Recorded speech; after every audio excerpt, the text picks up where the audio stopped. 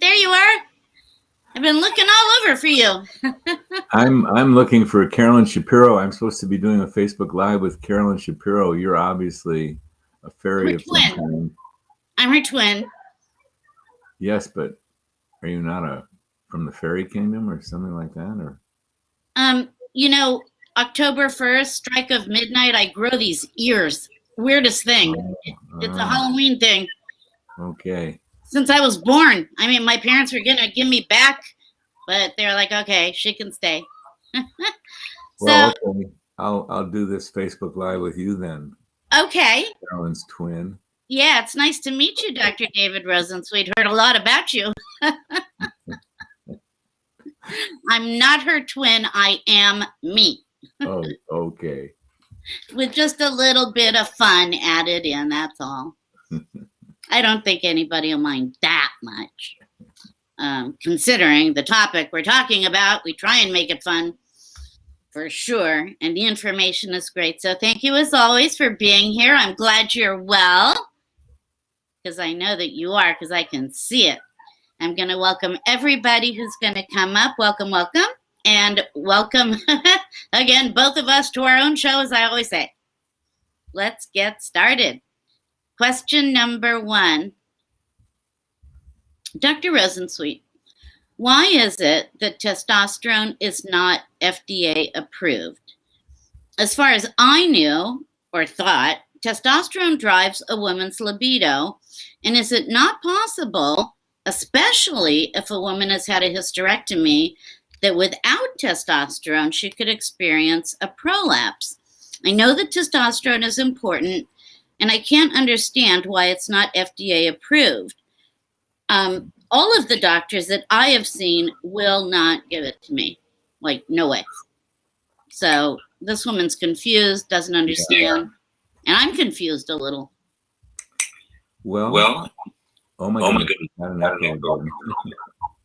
No way. Yeah. Are you sure? I'm sure, yes. It's a heavy echo. Let's Weird. See. Hang on a sec. Let's see if I can. Right.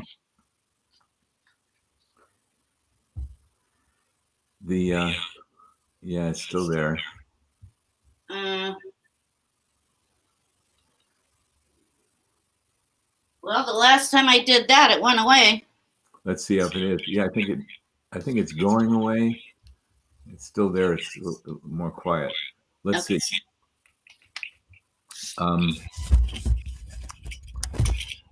I can tell you that 100% of all human females, women, by 3 years from their last period, are low, lower, super low over the course of time in testosterone. And this is monumental for women. Yeah. Just as declines in testosterone in men is monumental and erection ending for many men, along with many other heavy consequences for men and women called sarcopenia, loss of muscle. And the questioner is mentioning this because there's a major muscle that holds up a woman's bladder and uterus. It's called the levator ani. We can all feel our levator ani, men and women, if we'll now, on the count of 3, squeeze our anus as tight as we possibly can. 1, 2, 3, squeeze. It's a great exercise. I want to exercise that muscle just as much as the rest of them. And when women lose their testosterone, one of the biggest risks is the loss of muscle all over their body, including the levator ani, and that's one of the chief contributors to women losing their urine and ultimately winding up with adult diapers, as my mother and everyone in her assisted living facility did, and then her nursing home. And no, I said 3 years from their last period. One of the most remarkable things is, more so now than it was 25 years ago when I first started off, women seem to be depleted in their testosterone a lot earlier. Like, there's a small percentage of women that when their estrogen drops the production of the estrogen drops from their ovaries significantly, a woman's body has a biochemical workaround. It can convert the testosterone that's produced both in her ovary and in her adrenal glands into estradiol. Interesting. So some women in the perimenopause, like when, as I explained many times, a woman's peak ovarian hormone output is when she's 20, plus or minus a couple of years. Declines from that point on. And then it declines majorly at menopause when the ovaries stop doing it. And then it continues to decline, all of her ovarian hormones. Well, in the perimenopause, this is prior to the cessation of periods, the estrogen certainly declined. Oh, yeah. And there can be a compensation in many women to increase their testosterone output from their adrenals and their ovaries and convert that testosterone, part of it, to estradiol. Natural compensatory mechanism. Now, in order to do that, you've got to have some healthy adrenals and ovaries to do that. Yeah. And some women in the perimenopause, they start getting mustache hair and chin hair. Ugh. And the reason is that their testosterone levels have increased. That will not sustain. That will collapse. And it collapses in everybody that I've ever tested by 3 years maximum. Now, back in the day when I first started off 25 years ago in treating women in menopause, I found that testosterone increase to offset the estrogen decrease was not common, but it happened. If I had to make a wild guess, I'd say it was in 25% of the patients that I saw. Nowadays, I find it extremely rare, and I think it's related to that the biology of the fight or flight response recruits every powerful biochemical we got going. We got to produce a lot of energy and a lot of strength. And the most powerful biochemicals in our body are the hormones. So get attacked by a saber-toothed tiger, and you put out a tremendous amount of powerful hormones, adrenaline, cortisol.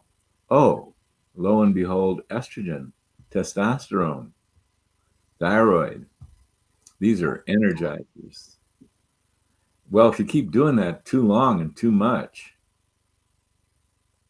by the time you're in the perimenopause, your glands can't keep up with it.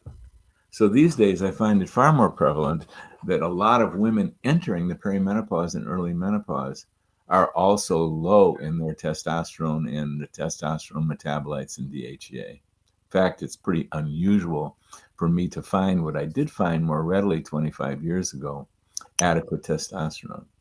So bottom line, men and women get low in testosterone. I always like to say that testosterone is not, N-O-T, a male hormone. It's a human hormone, and it's as critical to women as it is to men. And in the long haul, it is, because why in the world do so many people wind up in canes, then walkers, then wheelchairs? And that transition from walkers to wheelchairs, along with adult diapers from urinary incontinence, is one of the principal reasons that women have to leave their homes and go into an assisted living facility or a nursing home. So this is monumental. So the adequate testosterone is absolutely, I always think in the long run, because I've treated women in, well, I've been participant to 400 births at home. So I've treated patients from in the womb till in their 80s and 90s. And I can tell you, as I've said many times, and it's certainly landed with you, that a woman's health in her 80s and 90s in her life means as much to her as it does in her 20s. So don't think, if you're sitting there, that this is an issue of aging. Your health is going to matter to you maybe even more in your 80s and 90s and 70s than it does right now. So an ounce of prevention is worth 82 billion tons of cure. In the instance of replenishing hormones, this is an absolute.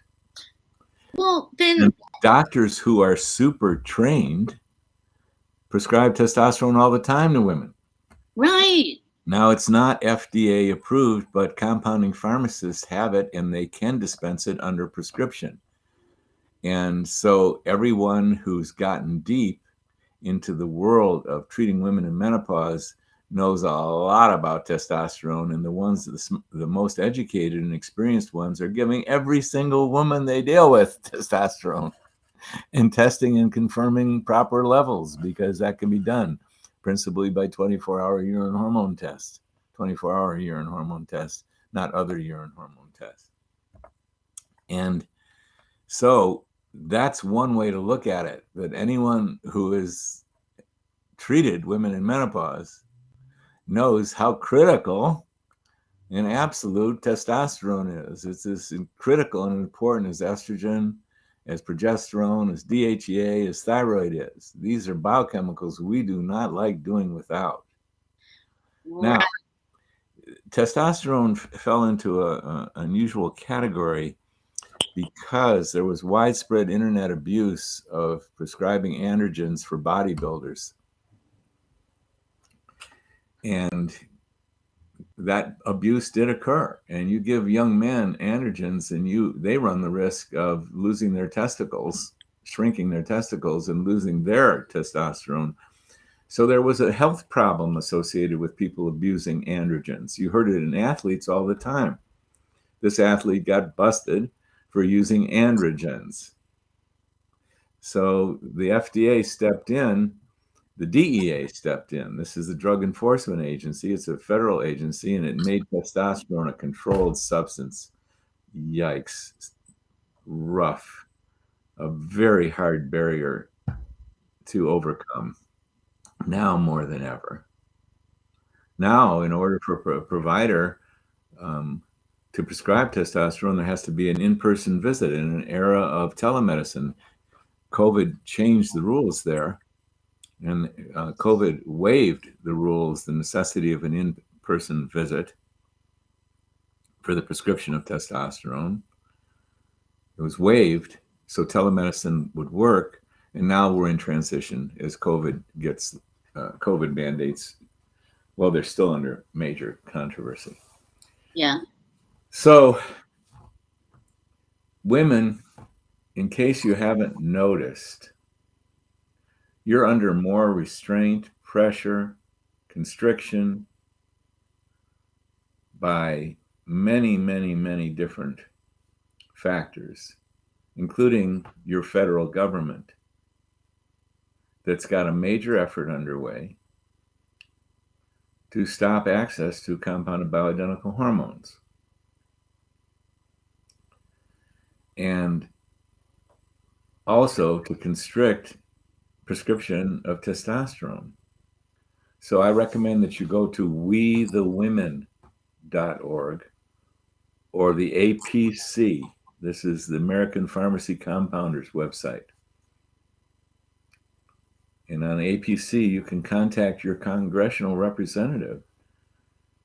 When the pressure came to a pinnacle against compounding bioidentical hormones in 2008, when they tried to prevent prescription of estriol, American women rose up and flooded their congressional representatives with feedback about how they did not want that restraint.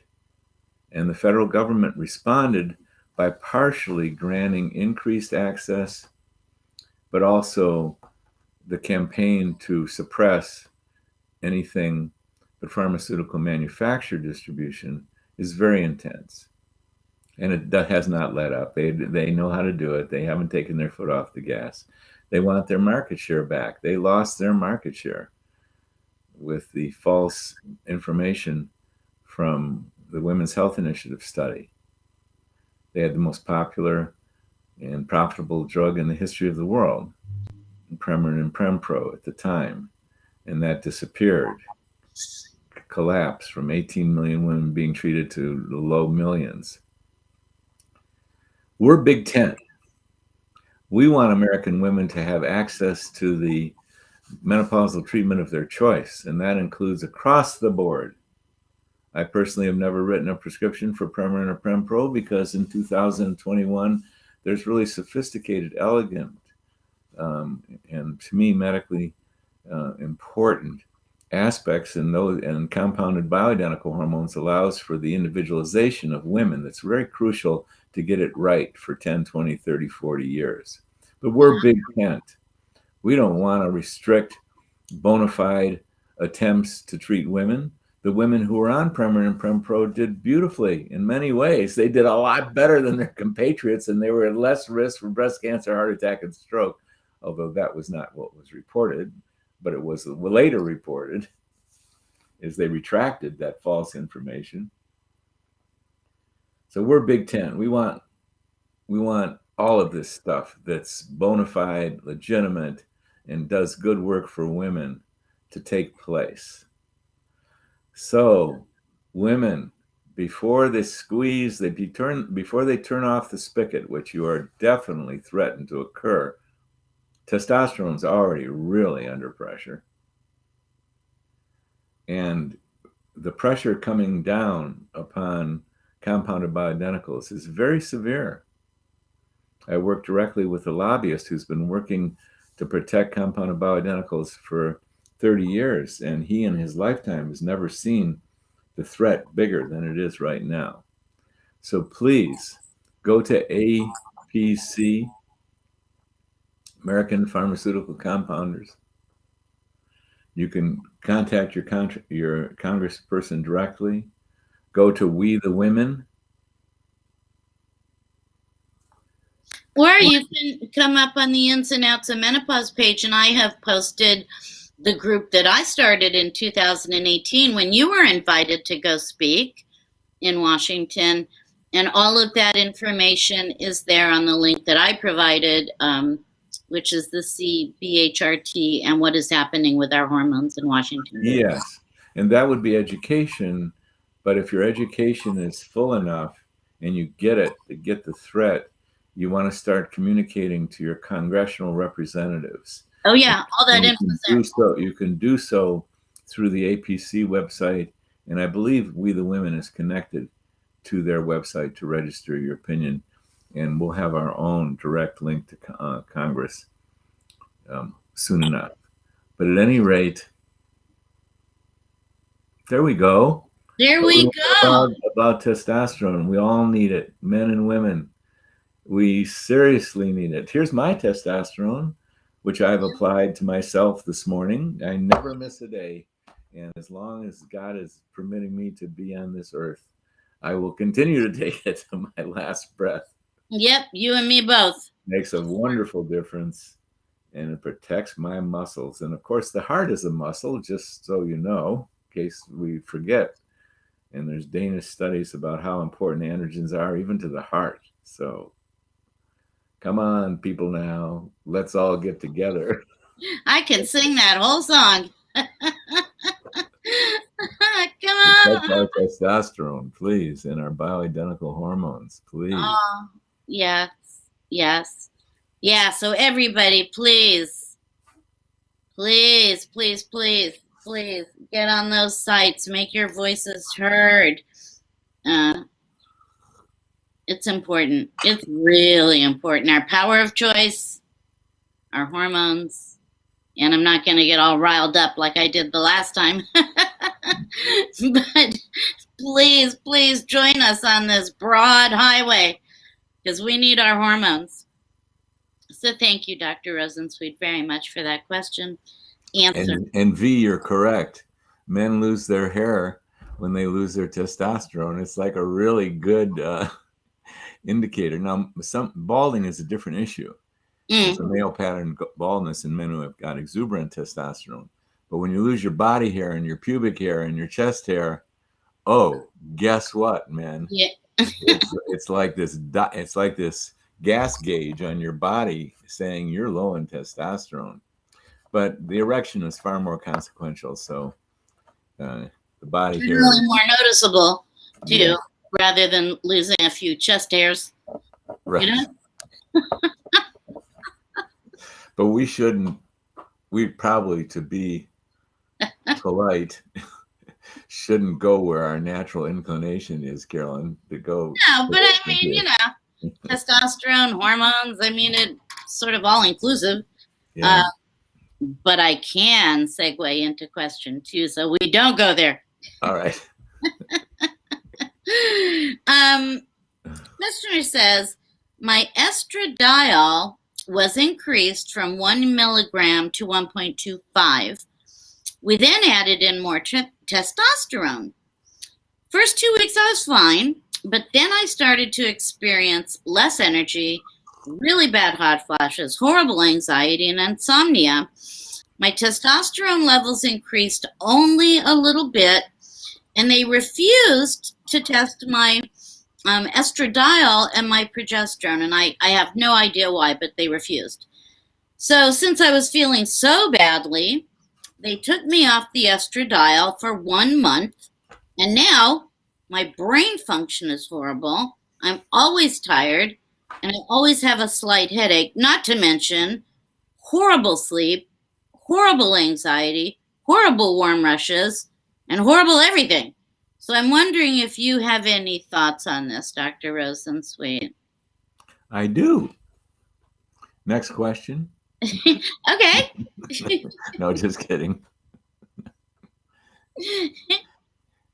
There's some really good news in there. And there was a while where it sounded like she didn't actually declare it, but there was benefit in the initial treatment, and this is often the case. And the strategy was good. Give the woman some estrogen.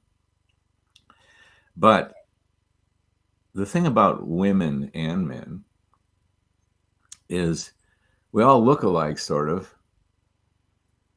We walk and talk, and we have physical bodies and stuff.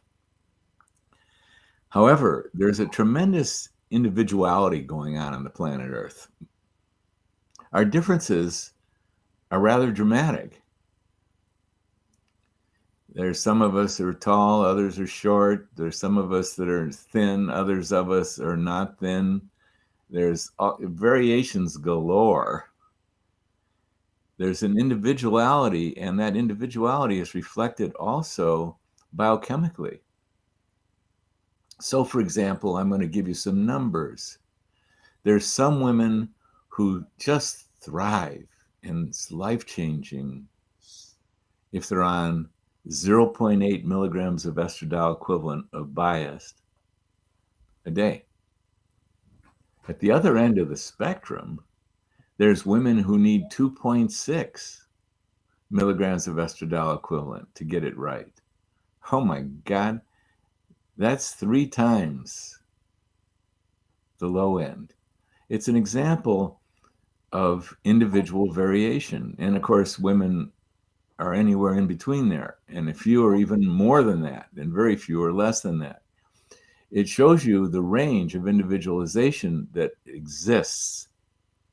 And that needs to be honored. It's no big deal.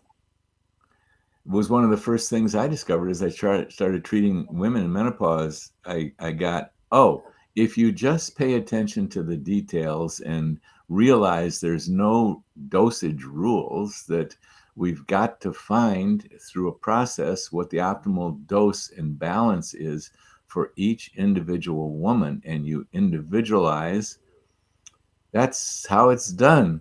And if you don't individualize, it doesn't feel good, and you get into problems. And not only is around the hormone estrogen, it's true for testosterone, DHEA, and progesterone, and thyroid, and every other powerful biochemical in our body. There's a range, and the job becomes find your individuality and your individual dosage needs and balances and absorption, and all kinds of factors play into this. Download our book from Carolyn's website, Happy Healthy Hormones. We go into great detail about, well, really, I wrote the book for women, so you could know enough. Now, the thing that is the very, very, very, very, very best thing you can do, as I've said so many times, is you go shopping until you find a licensed healthcare provider that is interested in menopause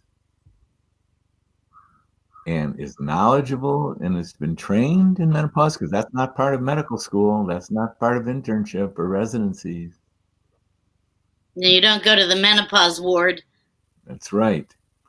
Who's interested and experienced and really knows their stuff. That's your job, is to go shopping, find that healthcare provider. Ultimately, prescriptions need to be written, and that means a licensed healthcare provider. And you got to find a good one. And like anything you shop for, sometimes you have to go through many different iterations before you get it correct. So take on the job. That's your job. And why it's a good job is it's so rewarding when you find that provider that really knows their stuff, plus you like and you can communicate with. Duh. Don't Boy, we I love will all the attest to people we that. deal with? That's what you need. That's what you have to do. Now, I wrote the book because these are primitive times. It's merely 2021. The earth is still is my super caveman times, as you know, by the amount of suffering and the lack of golden rule that goes on this planet. I'll shut my mouth on this one. I'll consider shutting my mouth on this one. But it's trying to open.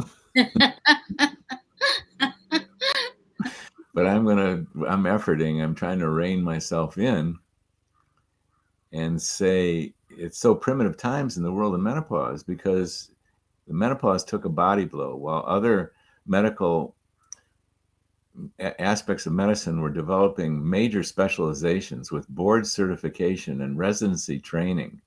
Exquisite, the process of training an internist or a surgeon or an orthopedic surgeon or a gynecologist or a neurologist, and you go on, it goes on and on.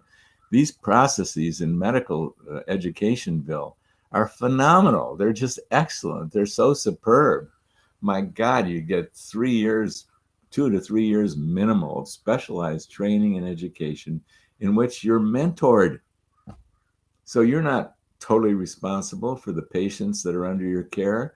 You're under the direct rule of a staff physician who really knows their stuff. And it's like being in the army. Right, you're not going to get away with. Yeah, that's right. You get to listen to your sergeant, right, and your lieutenant, or pay the price. That's right. And so the whole residency training and specialization thing in medicine is just so beautiful. But there ain't none for menopause. Because in 2002, while everything else, all these specialties were well on their way to developing and getting excellent, menopause took a body blow with the false information of the Women's Health Initiative. And everyone got scared of treating women in menopause. So this whole field got stunted majorly. Well, I never dropped a beat. I had already been treating women for 10 years. I saw that the information was false.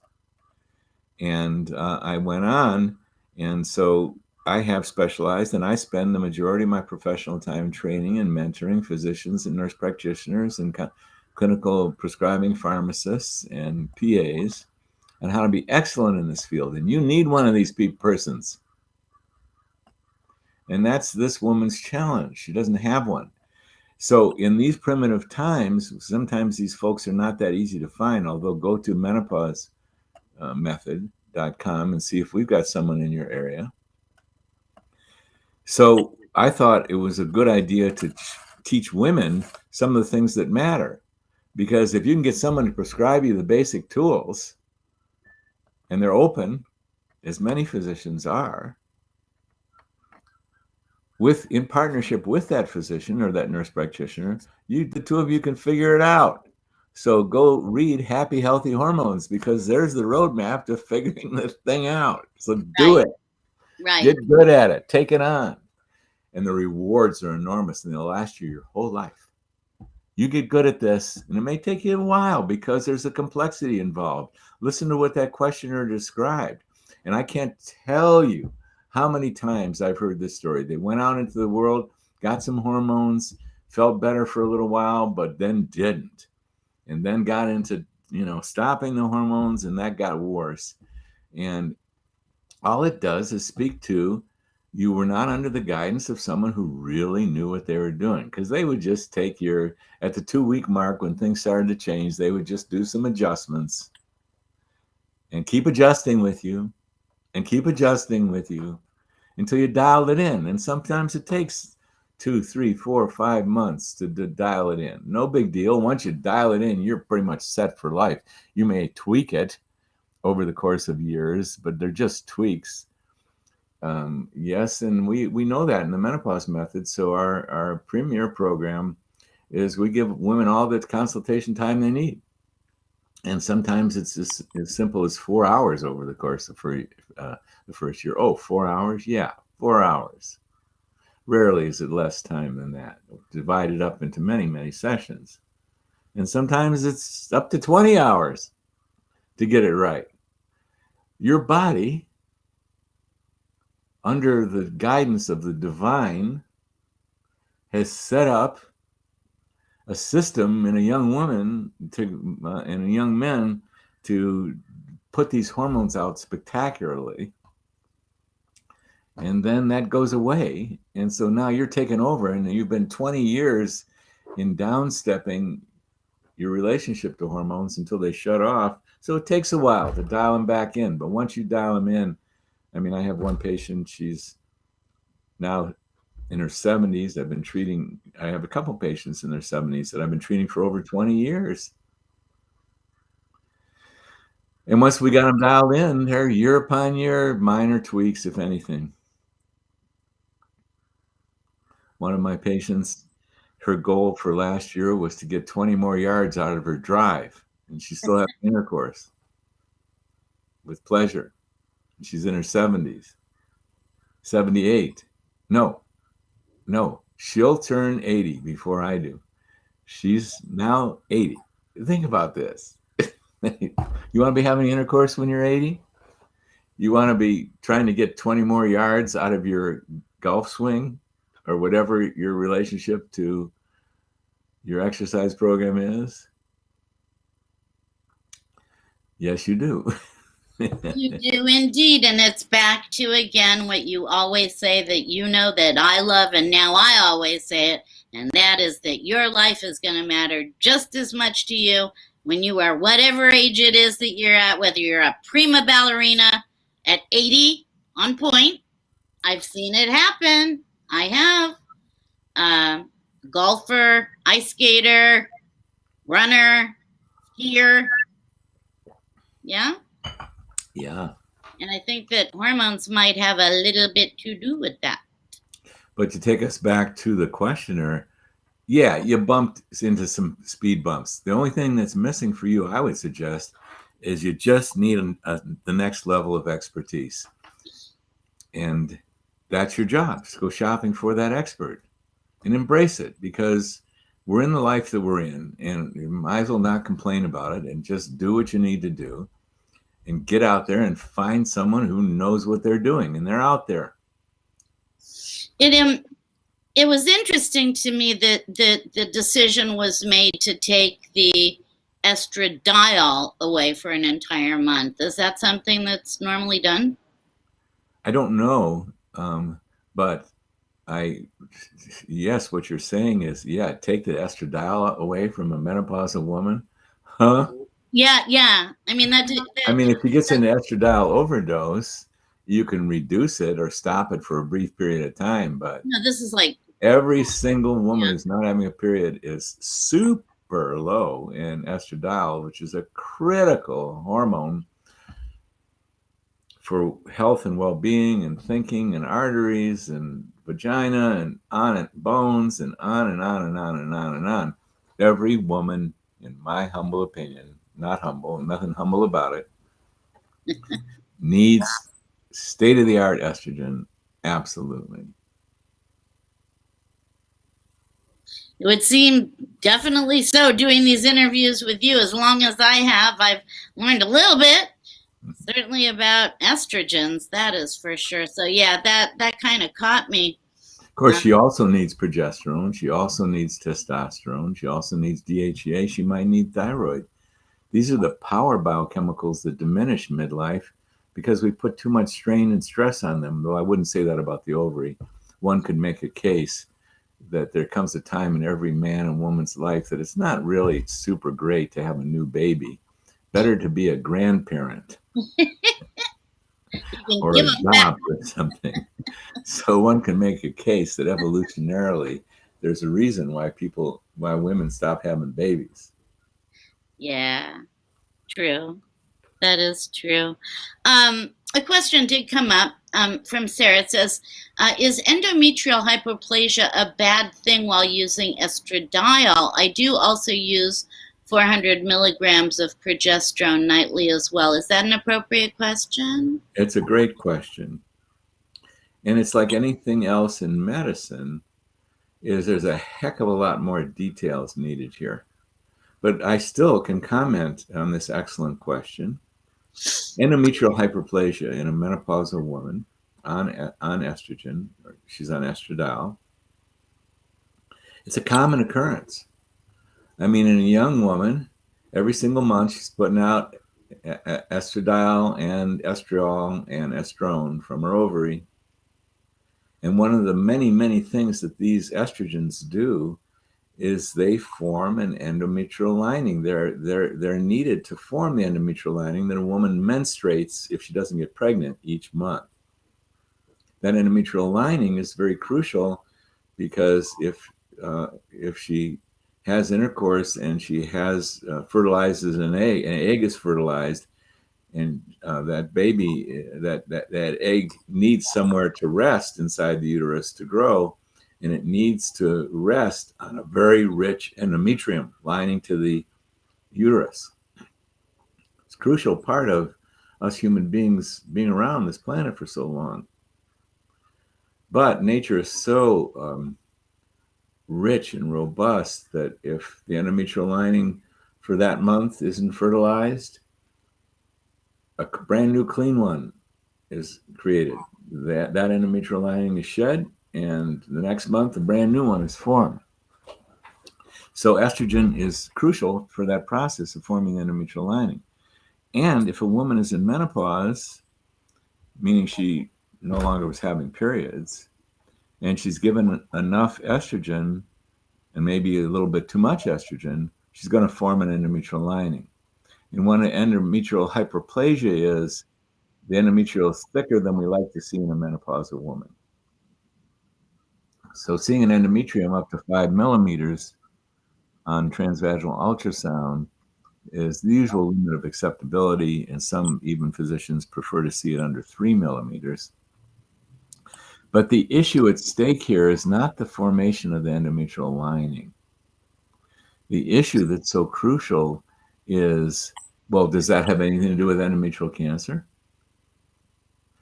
Well, as I've described in many occasions, I have my own beliefs about this, that hormones don't cause cancer.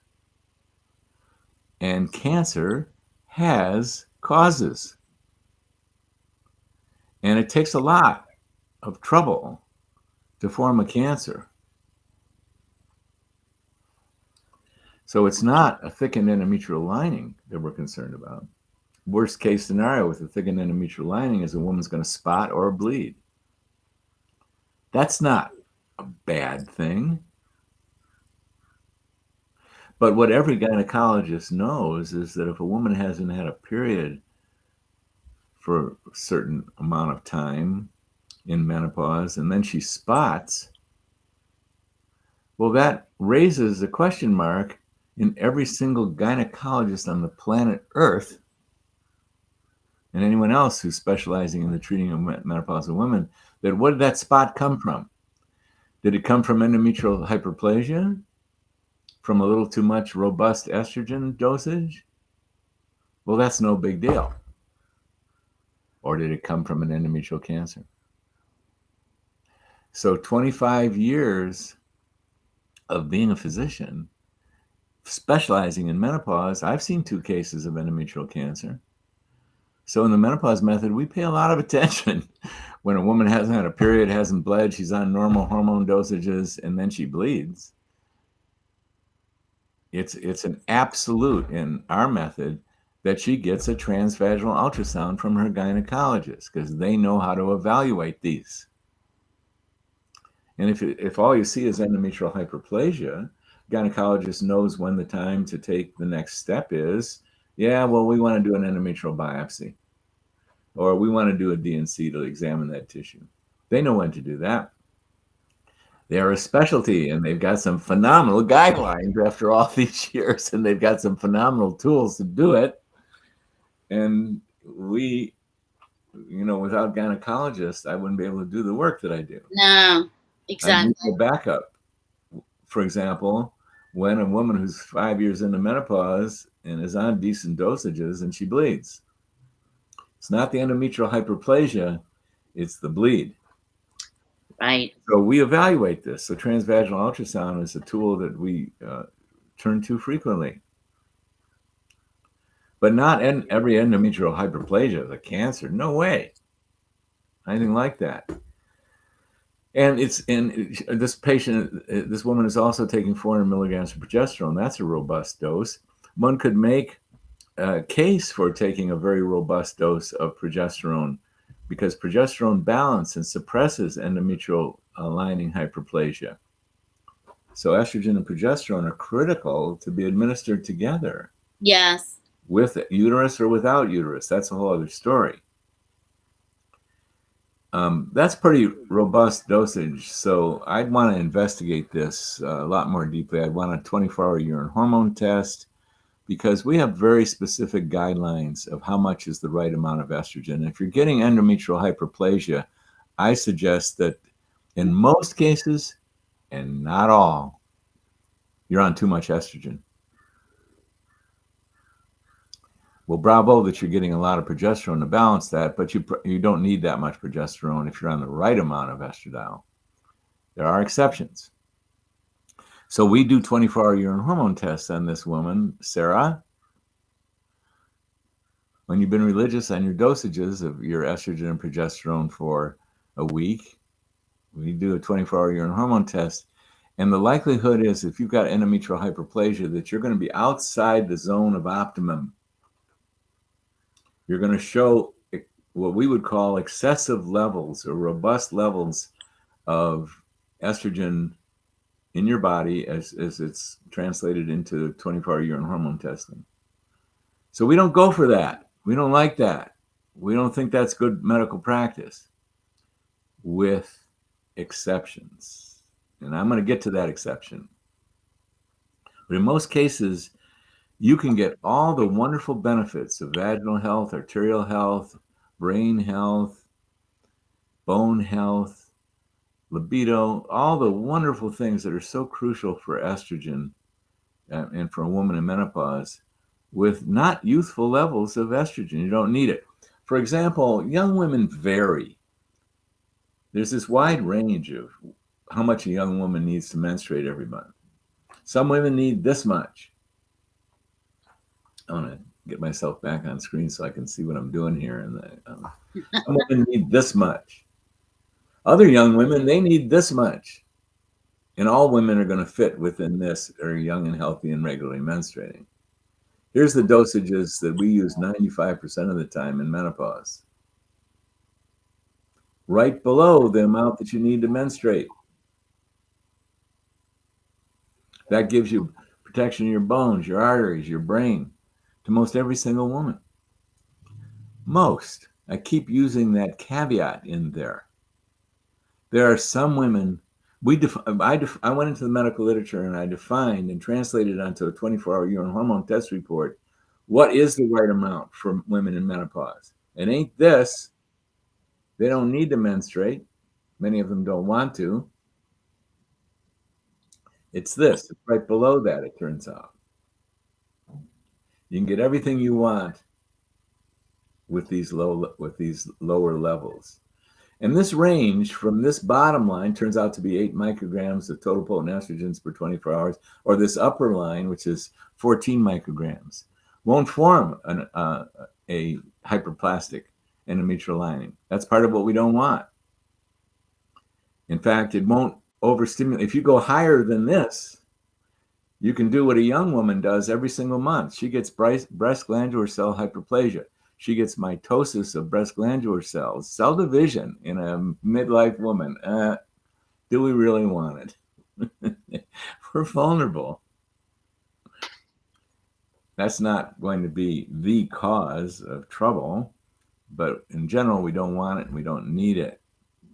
So every month, a menstruating woman gets brand new breast glandular cells from cell division in preparation for possible implantation and lactation. And if she doesn't, and so your breasts get fuller when you're younger, once a month. And then if you don't get pregnant, they get unfuller. And you keep going through this cycle over and over and over again. And you've created new cells, and those new cells have disappeared. Well, we don't think it's a good idea for a woman in menopause to create new cells. We don't think she needs to. Now, this upper zone is too much. It puts a woman at risk for breast glandular cell hyperplasia, increased breast density. This is a risk for trouble. Yes. This is too little. If you drop below this, you do not protect vagina and bones. How did I derive this? From the medical literature. The studies have been done. They say how much is too little. If you don't have this much, you wind up losing your bone in your vagina, amongst other things. Now, this lower limit was not defined, and here comes the exception, here comes the caveat. It was not defined, although I wanted to, how much does it take to preserve the brain and cognitive function and not get dementia? Well, it can be different, and this is the exception. Some women, and the medical literature shows this as well, need exuberant amounts of estrogen to restore or maintain cognitive function. Estrogen levels that on 24-hour urine, it takes them into the useful level. So I'm going to tell the story again that I've told many times. When I was testifying in front of the National Academy of Science Committee on Bioidentical Hormones, I had done some research on the other doctors that were going to be on the panel that I was going to be on. And I learned one of them was on a protocol that had very, very high levels of estrogen in it. And I knew that was a bugaboo for the committee. Right. They were concerned about certain things, and they were concerned about these women who had these really high levels of estrogen that were being treated with. So lo and behold, 5 minutes before we were about to reconvene the committee, I was sitting down in my place on the panel, and this 65-year-old African-American medical doctor from Washington, D.C., who I'd done research on, is about to sit down, and she introduces herself, very friendly. And I say, "Hi, I'm Dr. Rosensweet. And are you going to tell them that you're on these very, very high doses of estrogen?" And she winked at me because she knew it was a bugaboo too. And she said, "No." She said, "No, it wasn't." So we had fun, and we went out to lunch. She and I and her son went out to lunch. And it was a monumental day for me as she told me this story. At the age of 55, being a practicing physician, she was starting to get into cognitive issues. And her mother had dementia. And her mother's sister, thus this woman's aunt, had dementia. And she was starting to have trouble practicing medicine. And it was really alarming to her, as it's alarming when anyone loses their cognitive abilities. My own mother had dementia. It was a real challenging thing for her and for everyone who loved her. And I'm sitting here listening to the story. She said, so I knew that, she said to me, I knew there was a relationship of estrogen to proper brain function. So I started taking estrogen. And lo and behold, I felt a little better. I was thinking a little clearer. So I started taking a little more, and I started feeling a little clearer. So I started taking a little more, and I started clearing up, and I started taking a little more, and I felt myself again. And I'm sitting talking to a 65-year-old woman who's as clear as a bell, certainly as clear as I was. And she said, and lo and behold, I was taking so much estrogen that my period came back. I'm still menstruating at the age of 65. And my heart was so touched. I'm sitting with a living human being who's precious as all get out and a brilliant physician. And I just smiled and thought, this is such a triumph. I didn't challenge her and said, don't you know you're on youthful level? No way. Don't you know you better check into your sex hormone binding globulin? No Yeah. way. All So there right. is notable exceptions. And we have patients now that they're testing high. They're not in that green zone, that optimal zone of 8 to 14. They're higher than that. And just yesterday, I was encouraging one of my patients, push it higher. We don't care if your periods come back, if you get endometrial hyperplasia. We do care that you're on adequate progesterone, and at 400 milligrams, Sarah, you're on plenty of progesterone. We don't care about that. And all we do is we monitor you. So what if you get on excessive dosages? That brain function is so critical that we'll do whatever it takes. And what will we do? We'll monitor your breast through mammogram and thermogram, and mammogram principally and thermogram also. And to teach yourself a breast exam and teach you about proper breast health and things that really matter, such as no underwire bras, no excessive compression, lots of exercise, stuff like that. We just do what we need to do medically because there's always a path. So you never say never in medicine, and you never say something like, oh, you're on too much estrogen. Yeah, well, I got my brain back. Do you think that matters, doctor? All right. How about your brain, doctor? Do you like your brain? Do you think it No, was not much. monumental for me to get my brain back and it was no big deal to have my periods continue? Now, this doesn't have to happen very often, but I do want to put a plug into it. You do what you need to do in medicine. You individualize every single patient. That's the key to the highway. This is not rocket surgery. You just pay attention and you do what's needed to do. So that's what I have a feeling of, have to say about endometrial hyperplasia. And even if endometrial hyperplasia, what it means is the endometrium's gotten very thick. So what if it gets so thick that you have a period? Who cares? We know what to do medically. I'm asserting this strong belief that endometrial hyperplasia does not cause cancer. That's what you're looking for. And yes, cancer does exist. But a good physician or nurse practitioner or prescribing compounding pharmacist or physician's assistant, all of which can get as excellent in menopause as we want them to be, they're going to pay attention to that because they're going to know about that kind of stuff. They're going to know what to do about it, and they're going to know how to evaluate you. So that's the thing about medicine. It's the thing about anything. It's the thing about there are good teachers out there. There are teachers who are so gifted it's staggering. There are good hospital workers on every single level, from janitors that can make a world of difference, as they did for my father when he was hospitalized. The janitor was as much of a presence for my father that he could kibitz and feel the love of that janitor and be loved by that janitor when he was in the hospital at the edge of his life. There's people at every level in the medical profession, from janitor to neurosurgeon, that are giving their heart and soul to this and putting themselves at risk in these times more than ever before. Oh, yeah. And so I don't know how I got diverted into this, but you got to find a good one. That's what your job is. And they know what to do. Mechanic, a good mechanic, knows what to do. A good attorney. We have a lovely attorney, a wonderful attorney. He knows what to do because he's devoted his professional life to it. A good Right. house cleaner. Right. Oh my God, they're such a gift. Beyond. And it makes up the human race, and it makes it all very interesting. Yeah. So we need all of our moving parts, and you need the good ones. You don't need the people who don't care about it, or Yeah, well, yeah. haven't put in the time and energy and attention. They could be good doctors. That's for sure. They could be excellent doctors, but if they haven't put their time into specializing in menopause and learning a lot about it, then they don't know how to handle these things.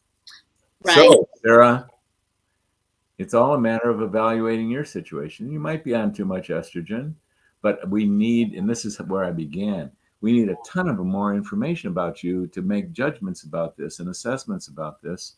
And how we do it in the menopause method is prior to your first consultation, we send you a questionnaire to beat the band. We learn so much about you, it's staggering. And then between that and the testing that you've done, we get to come up with the next right things to do. And that's all that's needed in every single case. You learn a lot about the person, and then you come up with the next right things to do, and you see how they pan out. And they're either going to result in improvement or they're going to result in non-improvement, in which case you take the information of what you did and you go on to the next step. That's right. It's like anything else you've ever done, you just follow the bouncing ball. What I mean by that, when I used to go to the movies when I was a kid, there'd be these intermission shorts, and there'd be songs, and they would flash the words on the bottom of the movies, and a ball would bounce to identify the next word you're supposed to sing. So that's what I call following the bouncing ball. I don't know if this exists anymore, so many of you will not have a clue about what I'm saying. But it was fun. I go, wow, look at that. The bouncing ball tells me where to sing, what to sing. They're good memories for sure. And I have a feeling they're coming back because I see them in the middle of the night when Daryl's going to sleep. We have a couple of minutes left. Maybe.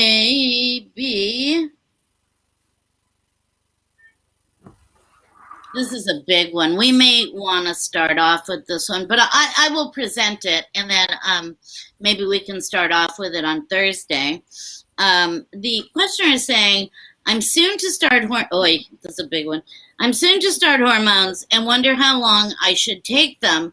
My fear is that intaking them, this is going to ruin my body's natural ability to make the hormones on its own, and then I'm going to go through a really bad withdrawal when it's time for me to stop them. Fabulous question.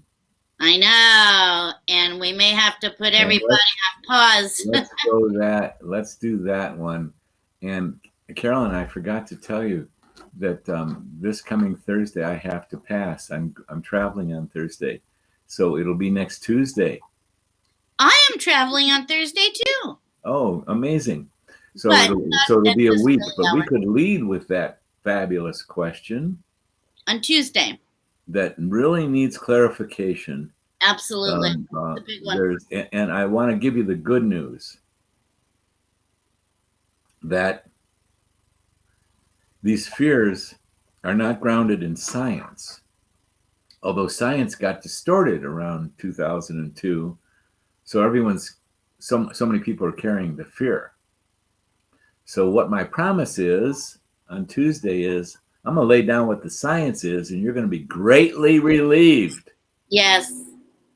Because the fear that you have, although shared by millions and millions of women on the planet Earth because of false information that was later retracted, but hardly anyone's heard of the retraction by the original study committee. The original study committee that put out the false information retracted it 18 years later in the Journal of American Medical Association. So here's the good news. If you tune in on Tuesday, I will straighten this subject out for you. We could even take up the whole hour on this one, boy. I got to tell you, it's a good one. It's a good one. It is a good one, and I thank the questioner for asking it. I am going to wish you a really good trip wherever you're going. For me, because everybody's so interested, I'm going to Connecticut. Oh my God. I know. I have a school retreat seminar conference. Oh my God. Because America. Yes. Well, I passed my test, and I'm allowed to say. Congratulations to you. Oh, that was hard. And I have more respect for doctors from the day that didn't have social media and a lot of expensive books and wonderful teachers and just, it's amazing. Amazing. So anyway, always thank you, Dr. Rosensweet. Always thank you. Thank you. Hi to Daryl. Hi, Daryl. No, he didn't hear you. Sounded but he always says hello back, sends love. And I'm saying love, love, love to all the women that have come up. We get to your questions sooner or later, or sooner or maybe later. I don't know, but we get to them. So, thank you for being here. It's always fun. Dr. Rosensweet, God bless. Have a great trip. And hello to everybody. And we will see you guys a week from today. Everybody be safe, be happy. Write down those questions, and we will get to them on Tuesday. If we don't take up the whole thing on that last question. Right? Good to see you, Carolyn. Have a great trip. See you next week. Thank you. You too. And hasta to everybody that's been up. Thank you so much. Mwah.